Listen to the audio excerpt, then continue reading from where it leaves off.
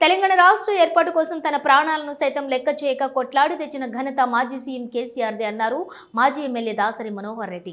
తెలంగాణ 12వ ఆవిర్భావ దినోత్సవ వేడుకలను పెద్దపల్లి జిల్లా కేంద్రంలో ఘనంగా నిర్వహించారు.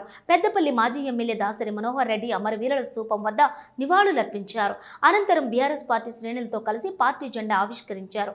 ఈ కార్యక్రమంలో పెద్ద సంఖ్యలో బీఆర్ఎస్ శ్రేణులు పాల్గొన్నారు. ఈ సందర్భంగా మాజీ ఎమ్మెల్యే మనోహర్ రెడ్డి మాట్లాడుతూ తెలంగాణ రాష్ట్ర ఆవిర్భావం కోసం మాజీ సీఎం కేసీఆర్ ఆమరణ నిరాహార దీక్ష చేసి తన ప్రాణాలను సైతం లెక్క చేయకుండా తెచ్చిన తెలంగాణను గత 10 సంవత్సరాలుగా ప్రజల ఆకాంక్ష మేరకు పరిపాలించి దేశంలో అగ్రగామిగా నిలిపిన ఘనత మాజీ సీఎం కేసీఆర్దే అన్నారు.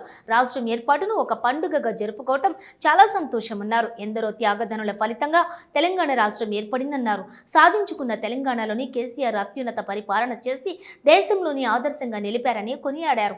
రానున్న కాలంలో తెలంగాణ రాష్ట్రం మరింత ముందుకు వెళ్లాలని ఆకాంక్షించారు.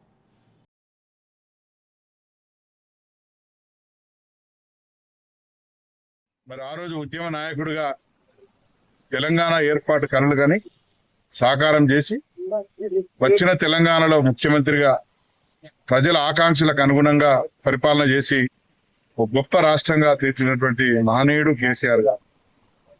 మరి ఇవాళ ఆ రాష్ట్రం యొక్క ఏర్పాటు మరొకసారి ఇవాళ మనందరం ఒక పండుగలాగా జరుపుకుంటూ తెలంగాణ ప్రజలందరూ కూడా మళ్ళీ ఆనాటి వైభవాన్ని మళ్ళీ తిరిగి గుర్తు చేసుకునే విధంగా ఉండాలనే ఉద్దేశంతో కోరటం జరుగుతూ ఉంది.